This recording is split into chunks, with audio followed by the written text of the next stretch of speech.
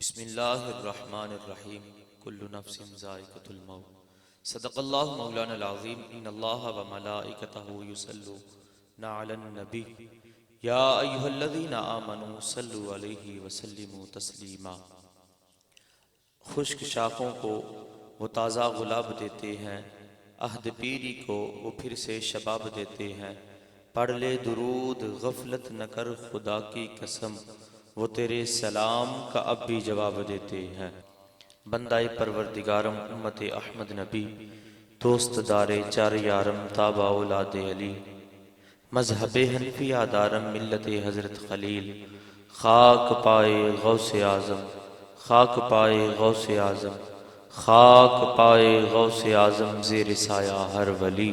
صدیق عکس حسن کمال محمد است، فاروق ذل جاہ و جلال محمد است، عثمان ضیائے شمع جمال محمد است، حیدر بہار باغ خصال محمد است، صلی اللہ تعالی علیہ وسلم ورضی اللہ تعالی عنہم۔ اللہ تبارک و تعالی جل جلالہ وعم نوالہ وعظم شانہ وعتم برہانہ کی حمد و ثنا حضور پر نور شافع یوم النشور، حضور سید المرسلین، قائد المرسلین، تاجدار عرب و عجم، تاجدار مکہ و مدینہ، سرور قلب و سینہ، تاجدار ختم نبوت جناب احمد مجتبی حضرت محمد مصطفیٰ صلی اللہ تعالی علیہ وسلم کی دربار گہربار میں ہدیہ درود و سلام عرض کرنے کے بعد نہایت ہی واجب الاحترام ذویل احتشام سامعین محترم، آج ہم محفل میلاد مصطفیٰ صلی اللہ علیہ وسلم میں حاضر ہیں، جس کا انعقاد بھائی محمد اظہر صاحب اور ان کے صاحبزادہ حافظ و قاری محمد دانیال مجددی نقشبندی صاحب، اور اس کی محفل کی سرپرستی فرما رہے ہیں حافظ و قاری حضرت علامہ مولانا آصف محمود نقشبندی مجددی صاحب، اور ہم دانیال ہاؤس میں حاضر ہیں۔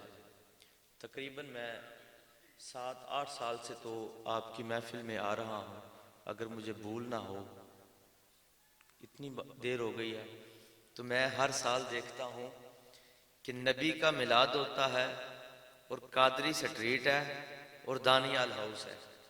ایک میری گزارش ہے بانیان محفل سے، گھر والوں سے، کیوں نہ اس کا نام دانیال ہاؤس کی بجائے میلاد ہاؤس رکھ دیا جائے؟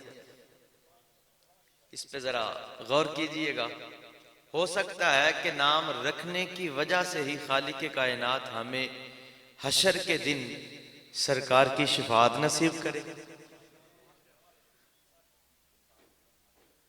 نام محمد لینے سے دلوں کو سرور ملتا ہے، نام محمد لینے سے دلوں کو سرور ملتا ہے، نگاہ فکر کو تازہ شعور ملتا ہے۔ نصیب میں ہو یا نہ ہو، نصیب میں ہو یا نہ ہو، نام محمد لے کے جو بھی مانگو خدا سے ضرور ملتا ہے۔ سامعین محترم، میں نے جو آیہ کریمہ پڑھی، مجھے پتا چلا کہ آج محفل کے 2 عنوان ہیں۔ ایک عنوان کے حوالے سے میں گفتگو کرنے کا ارادہ کیا۔ خالق کائنات پاک کلام میں ارشاد فرماتا ہے کل نفس ذائقۃ الموت، کہ ہر نفس نے موت کا ذائقہ چکھنا ہے، جو آیا ہے اس نے جانا ہے۔ اب جانا برقرار ہے، موت برحق ہے۔ اب اسی کے ساتھ مشکات کی حدیث ہے، سرکار علیہ السلام نے فرمایا تحفۃ المومن الموت، موت مومن کے لیے تحفہ ہے۔ تو جو میری طرف رکھیں ذرا، ہم نے اس حدیث پاک کو، قرآن پاک کی آیات کو، موت کو ہمارے معاشرے نے کنسپٹ یہ دے دیا کہ جب موت آتی ہے تو بندے کو مٹا دیتی ہے۔ نہیں، ایسا نہیں ہوتا۔ حضرت عبداللہ بن عمر رضی اللہ تعالیٰ عنہ آپ کہتے ہیں کہ ہم پیدا کر دیے گئے ہیں، جہان چینج کرتے ہیں مگر مٹائے نہیں جاتے۔ جہان چینج ہوتا ہے مگر موت نہیں آتی۔ موت، قرآن بھی کہتا ہے کل نفس ذائقۃ الموت، موت کا ذائقہ چکھنا ہے. پہلے ہم اب جہان شہادت میں ہے، اس سے پہلے جہان ارواح میں تھے، اب جہان شہادت میں ہے. اس کے بعد ہم نے جہان قبر میں جانا ہے، پھر جہان حشر میں جائیں گے، پھر جناب والا جہان جنت میں جائیں گے. یہ سارے جہان ہیں. ہم نے پیدا تو کر دیے گئے ہیں، مگر اب درجہ بدرجہ اور لائن کے ساتھ، ایک ترتیب کے ساتھ ہم نے جہان تو چینج کرنا ہے، مگر کہیں پہ مٹنا نہیں ہے. کہیں پہ مٹنا، بولیے ذرا، کہیں پہ مٹنا نہیں مٹنا. اب حدیث پاک ہے، جو لوگ کہتے ہیں نا کہ مٹ گیا، اب وہ یہ بات کرتے کرتے اولیاء تک جاتے ہیں، اولیاء کے بعد انبیاء تک چلے جاتے ہیں. ہم نے خود ان گناہگار کانوں سے سنا ہے کہ لوگ سرکار کے بارے میں، سید الانبیاء کے بارے میں بات کر دیتے ہیں کہ استغفر اللہ معاذ اللہ، کوئی وجود قائم ہی نہیں. اگر وجود نہیں قائم تو وہ جو ہم درود پڑھتے ہیں، درود وہ فرشتہ کس کو پہنچاتا ہے؟ پھر بھائی یہ بھی تو حدیث رسول ہے. کبھی اس کی طرف ہمارا دھیان ہی نہیں گیا، کبھی اس کی طرف ہمارا ذہن گیا ہی نہیں. ہم نے کبھی کسی سے پوچھا ہی نہیں. ہم سے لوگ پوچھتے ہیں میلاد کا موقع آ جائے، میلاد کتنے لکھے ہے؟ دسو تو صحیح ذرا، میلاد کتنے لکھے ہے؟ یار ساڑھے نصیبہ تے لکھے ہے، ساڑھے نصیبہ تے لکھے ہے میلاد. سنیو کچھ تسی بھی پوچھیا کرو، بڑی عمر ہو گئی انہوں نے پوچھ دیا یار، انہوں نے تو دسو نا کہ جدوں اسی قبرستان جانے ہیں، جب ہم قبرستان میں جاتے ہیں، اگر تم امام الانبیاء کی بات کرتے ہو، اللہ کے نبیوں کی بات کرتے ہو، اللہ کے ولیوں کی بات کرتے ہو، ہم ولیوں نبیوں کی بات نہیں کرتے، ہم عام گناہگار مسلمان کی بات کرتے ہیں. جب ہم قبرستان میں جاتے ہیں تو بتاؤ جا کے السلام علیکم یا اہل القبور کیوں کہا جاتا ہے؟ یہ تو مر کے مٹی ہو گئے، اس میں جو بھی دفن ہے تیرے نظریے سے وہ تو مر کے مٹی ہو گیا، ختم ہو گیا، اس کا وجود قائم نہیں. بتا دوں یہاں پہ آ کے سلام کسے لیتا؟ یہ تو مومن کی بات ہے نا. جنگ کے بعد سرکار علیہ السلام بڑے بڑے جو کفار کے سردار تھے مارے گئے، کنویں کے پاس جس پہ ان کی میتیں کو پھینکا گیا تھا، ان کے گلے سڑے جسموں کو پھینکا گیا تھا، سرکار اس کنویں کے پاس کھڑے ہو کے فرماتے ہیں کہ اگر تم نے اسلام قبول کیا ہوتا تو تمہیں عزت کے ساتھ برزخ کی طرف جانا پڑتا.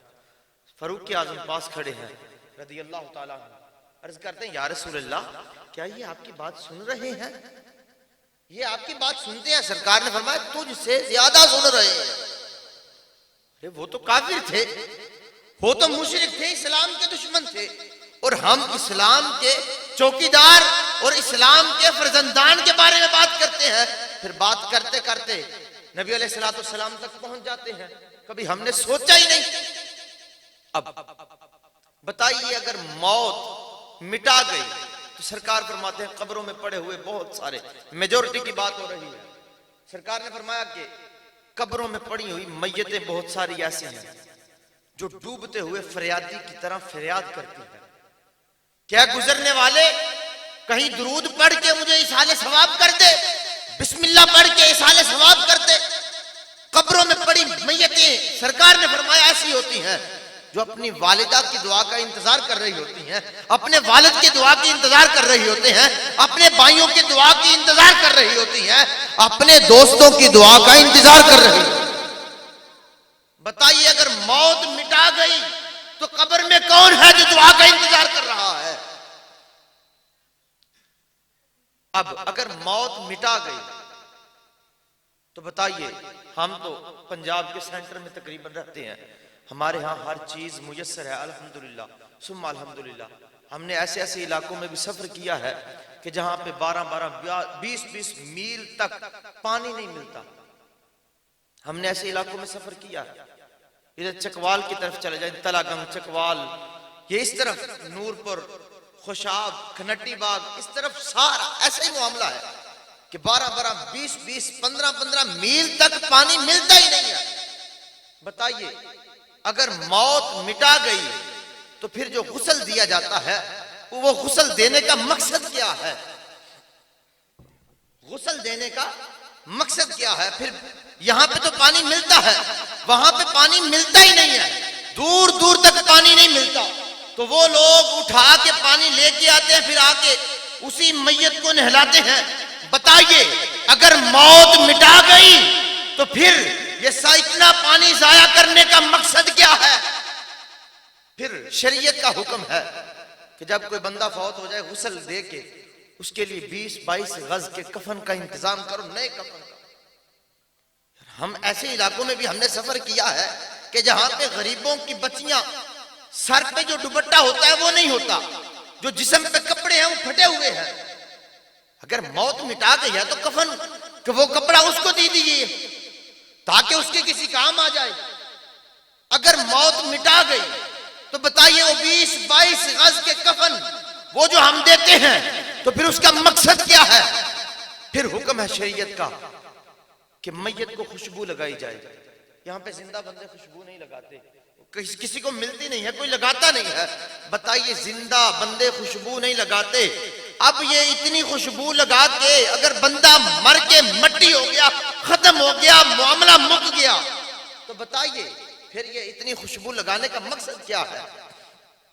اتنی خوشبو لگا کے ہم نے کفن بھی دیا، ضائع کیا، اگر بندہ مر کے مٹی ہو گیا، ختم ہو گیا، پھر ہمارا کفن بھی ضائع، وہ غسل دینا بھی ضائع، وہ پھر جناب والا وہ خوشبو لگانا بھی ضائع نہیں۔ یہ اس کی کنسپٹ کے حساب سے ہے جو کہتا ہے مر کے مٹی ہو گئے، ختم ہو گئے، یہ اس کا نظریہ ہے، ہمارا نظریہ نہیں۔ یہ شریعت کے حکم ہیں بھائی۔ پھر حکم ہوتا ہے شریعت کا جب جنازہ گاہ کی طرف جا رہا ہو تو زیادہ تیز نہیں چلنا، کہیں سے تکلیف نہ ہو۔ اب میت پڑی ہے منجی وہ چارپائی پہ، وہ جو جس کے بارے میں کہا جاتا ہے مر کے ختم ہو گیا، وہ پڑا ہے چارپائی پہ۔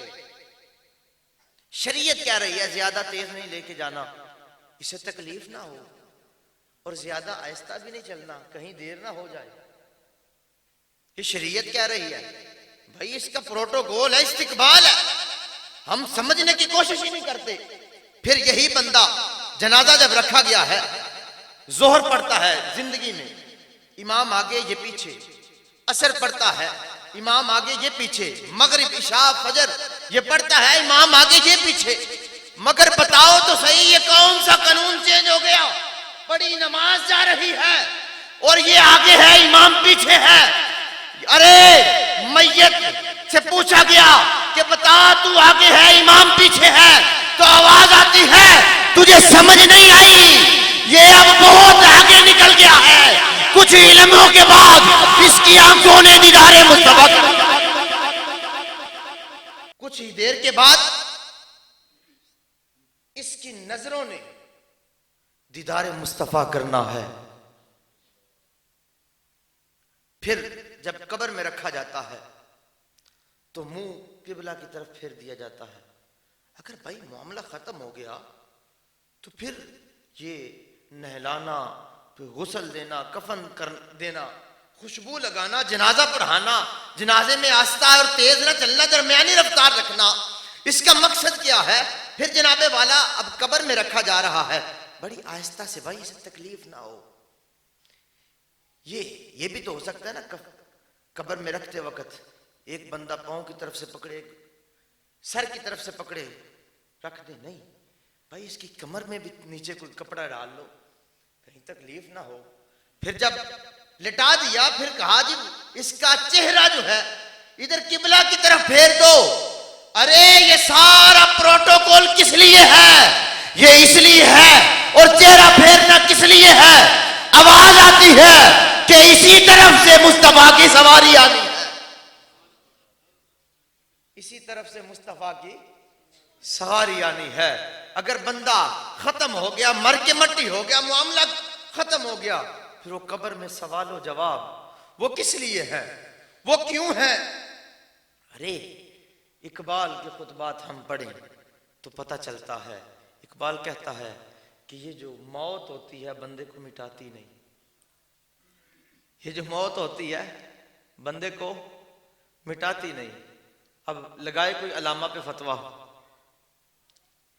ہمارا مسئلہ کیا ہے کہ ہم نے جس کی بات سنی بس مان لی، یہ بہت ٹھیک کہہ رہا ہے، یہ دین کی بات کر رہا ہے، یہ ٹھیک کہہ رہا ہے۔ بھائی میں نے مشکات کی شرح میں ایک حدیث پاک پڑھی، غالباً امام سرین رضی اللہ تعالیٰ عنہ کے حوالے سے، وہ لکھتے ہیں علم لینے کے لیے بھی یہ معیار ہونا چاہیے، دیکھیں کہ ہم علم کس سے لے رہے ہیں۔ کیا ہمارے اسکولوں کالجز میں ایسا نہیں ہوتا، عیسائی ٹیچر بھی ہیں، پھر انہوں نے ہی دیکھنا ہوتا کہ یہ کون ہے؟ بس پرائیویٹ اسکولوں میں تو یہاں تک معاملہ ہو گیا، جس نے کم فیس لینی ہے اسے بس رکھ لیا، جس نے زیادہ کی ہے اس کا ٹھیک ہے تو جا بھائی، ساڈے کول بڑے ہوندے نے جڑے 3000 تے آئی جاندے، بڑے ہوندے نے جڑے 5000 کے انہوں نے دے دو، تو جا بھائی۔ ارے خدا کے بندو دیکھو ہم تعلیم لے کس سے رہے ہیں۔ اب کچھ علاقے ایسے ہیں جہاں پہ پانی نہیں ملتا، تو اس بات کو نوٹ کیا ہے حفیظ جلندری نے بھی، شاعری میں سوال کیا، اس نے کہا جہاں قطرے کو ترسایا گیا ہوں وہیں ڈوبا ہوا پایا گیا ہوں۔ کہتا ہے کہ زندگی میں قطرہ پانی کا میسر نہیں تھا، اب مر گیا ہوں تو اتنا پانی اوپر پھینک رہے ہیں کہ اس کا جسم صاف ہو جائے۔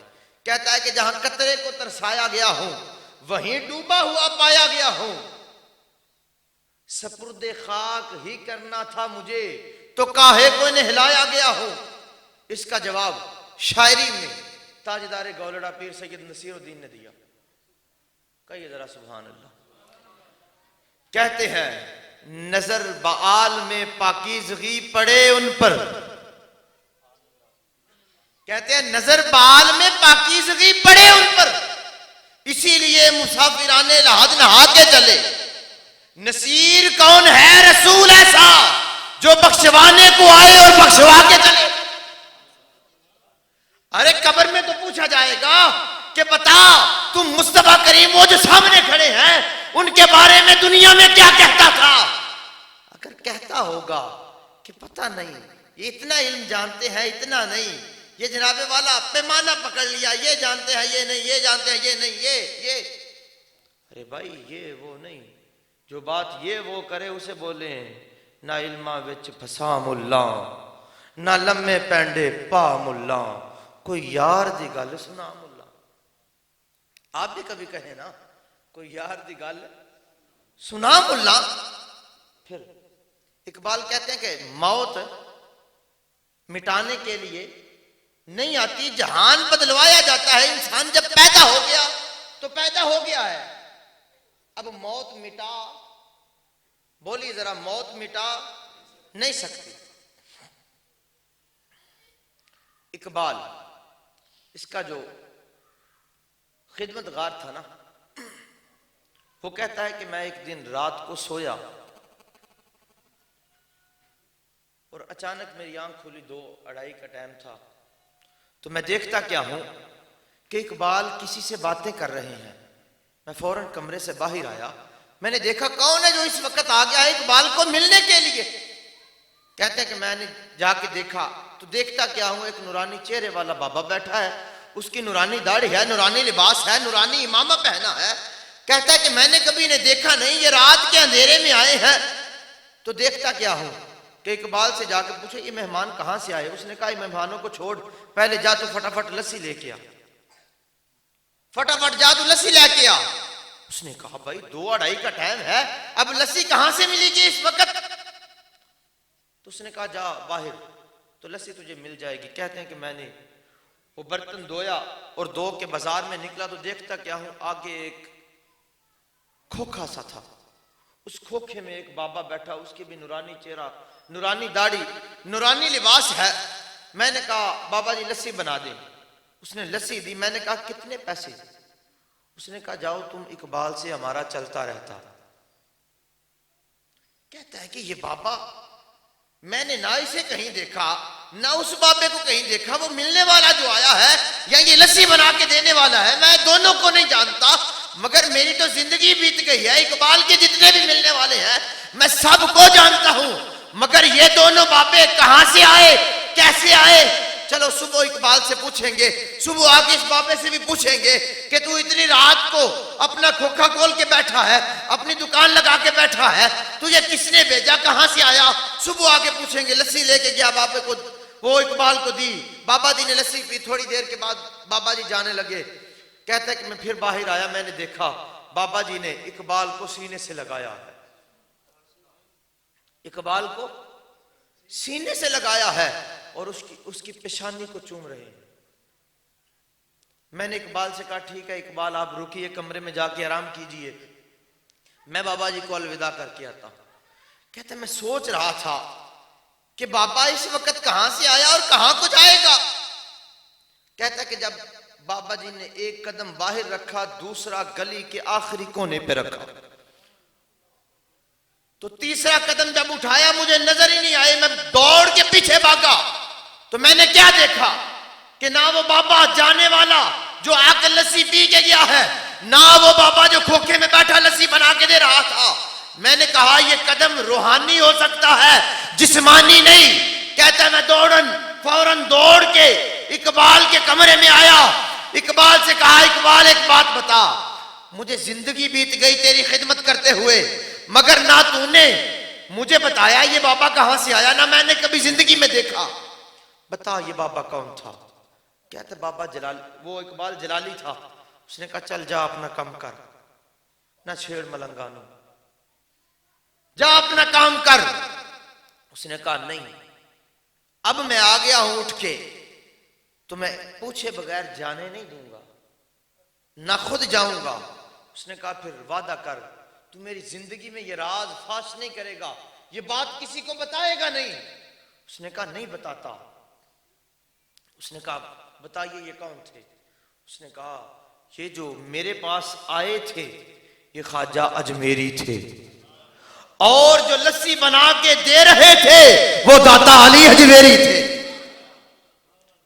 اس نے کہا یہ کرم کیسے؟ ہمارے معاشرے میں تو ایسا کنسپٹ ہو گیا ہے کہ وہ کہتے ہیں کہ یہاں سے جان روح قبض ہوئی، جان نکلی بندے کی، مر کے مٹی ہو گیا۔ یہ تو 1000 سال سے بابا لاہور میں لیٹا ہوا داتا گنج بخش علی اجمیری آج آ کے وہ خواجہ اجمیری کا استقبال بھی کر رہا ہے۔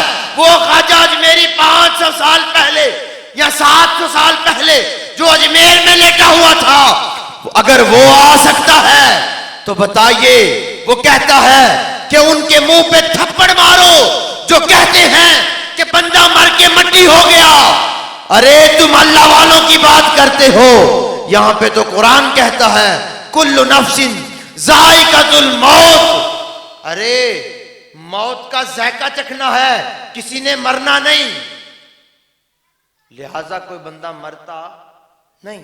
سرکار کی ایک اور حدیث پاک، سرکار علیہ الصلوۃ والسلام نے فرمایا قبر المؤمن روضۃ من ریاض الجنہ، مومن کی قبر جنت کے باغوں میں سے باغ۔ اب یہ سرکار فرما رہے ہیں بتائیے کہ جنت میں یا باغ میں بندہ زندہ ہوتا ہے یا فوت ہوتا ہے؟ بندہ زندہ ہوتا ہے یا فوت ہوتا ہے؟ لہذا اس کنسپٹ کو ہمارے معاشرے میں یہ جو بڑھتا چلا جا رہا ہے، اگر اسے آج ہم نے روکنے کی کوشش نہ کی تو یہ بڑھتا بڑھتا پتہ نہیں کہاں تک چلا جائے گا۔ ہم دیکھتے ہیں کہ بچہ ہمارے پاس پڑھ رہا ہوتا ہے تو بچے کی تربیت ہو رہی ہوتی ہے، جو ہی ایک مسجد سے دوسری مسجد میں گیا، 10 سال کے بعد 5 سال کے بعد یا کچھ دنوں کے بعد اس کا باپ فوت ہوا، جاتے ہیں چلو بھائی تیرا پیو چنگا سی، چلو دعا منگی۔ وہ کہتا نہیں دعا نہیں مانگنی، ہم نے دعا نہیں مانگنی اس کے لیے۔ کیوں نہیں مانگنی بھائی؟ دعا جائز ہی نہیں۔ یار تجھے کس نے کہا اگر دعا جائز نہیں تو پھر جنازہ کیوں پڑھتے ہیں؟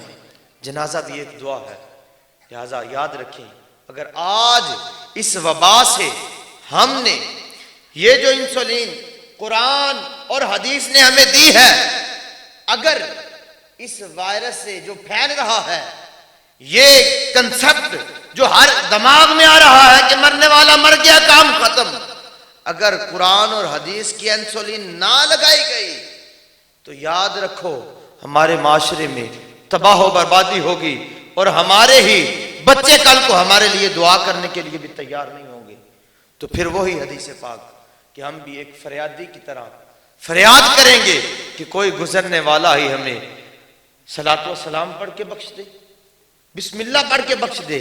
خالق کائنات ہمیں اپنی اولادوں کی تربیت قرآن اور حدیث کے مطابق کرنے کی توفیق عطا فرمائے، اور قرآن اور حدیث کے اس مشن کو عام کرنے کی توفیق عطا فرمائے۔ وما توفیقی الا باللہ۔